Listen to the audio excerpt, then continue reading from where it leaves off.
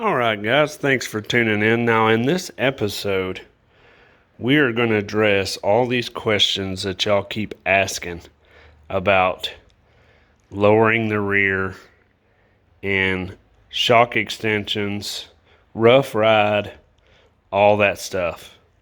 So keep watching to find out on this video.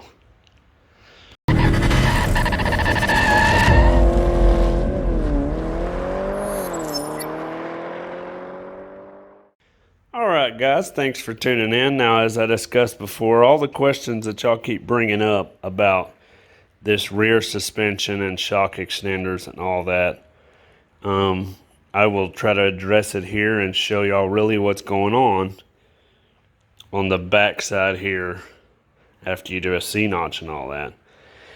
Okay, so the first thing everybody's always asking me about is, do the shock extenders really help? As you can see right here.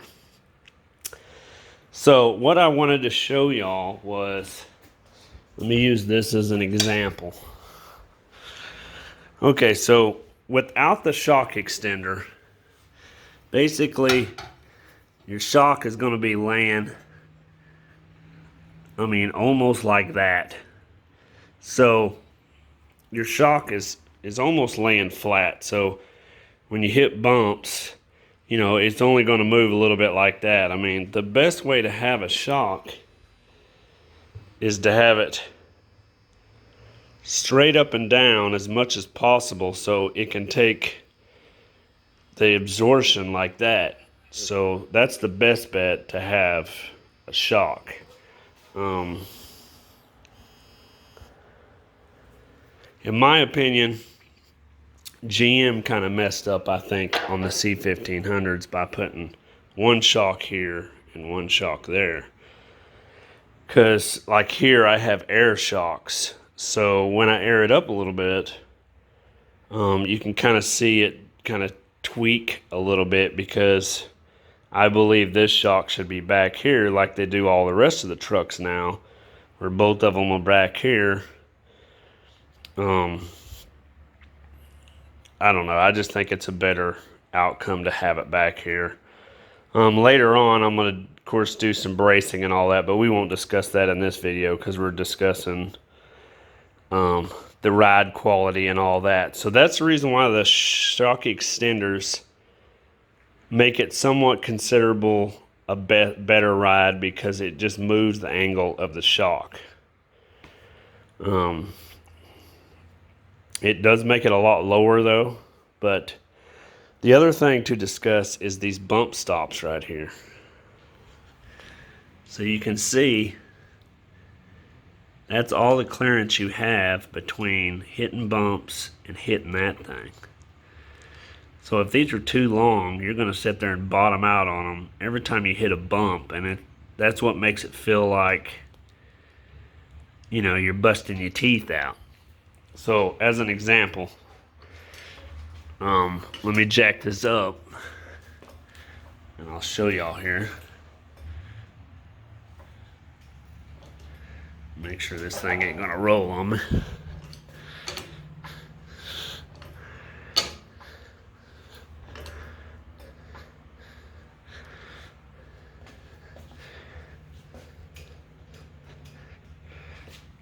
me. Right here we're pretty good. But you can see just a little bit of bouncing on how close it really can get.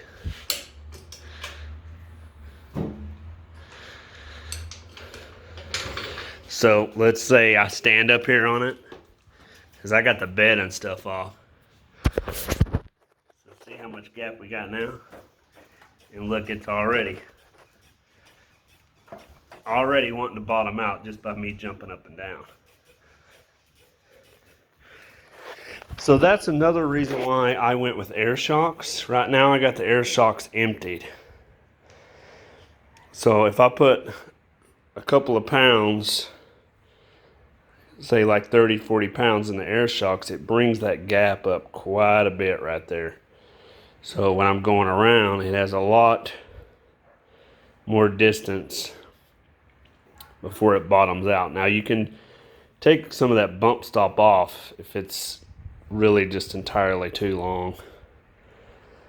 Let me get the air hose hooked up here and I'll show you all the air shocks, giving them some air and how much difference it makes. Alright, so I'm going to put some air in the air shocks here and watch this go up.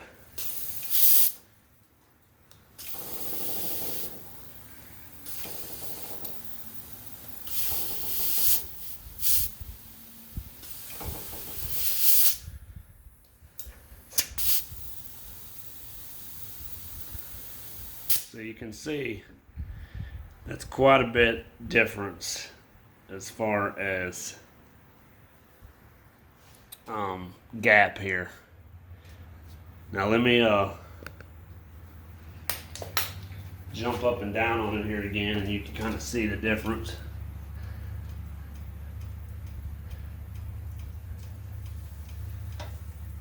So that helps out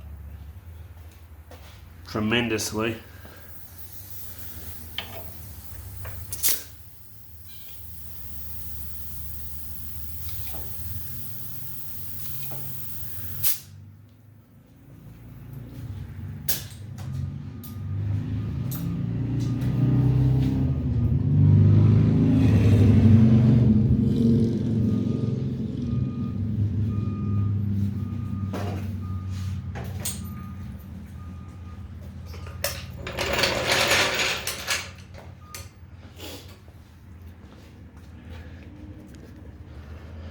So yeah, and also what y'all need to take in consideration is on the drive shaft pinion angle. Whenever you do your kit, try to get your drive shaft, I mean, it's supposed to have a few degrees, but try to get it as square as possible so that your joint here is not so thrown out of balance. Because if you're getting a pretty good vibration after you did your lowering kit, it's probably because your pinion angle on the axle is setting up too high where this thing rolled, and the drive shaft is, you know, tilting it, so when it's spinning, it's a little bit off right here where the joints meet. So yeah, just take that in, or remember that in consideration whenever you're doing a lift kit. Now some kits come with like shims and stuff in here to get the pinion angle right, but this kit here already had like an angle set up in the lowering kit, so it wasn't too bad. And you can see basically all you're doing is putting the axle above on the leaf springs. So what I'll do next is I'll put the GoPro up here on the frame since we got the bed off, and I'll drive around the block a little bit and show y'all up close and personal how she sits there and bounces around and all that, so you can kind of get a little bit better word of what's really going on. So let me strap y'all to it and let's get going.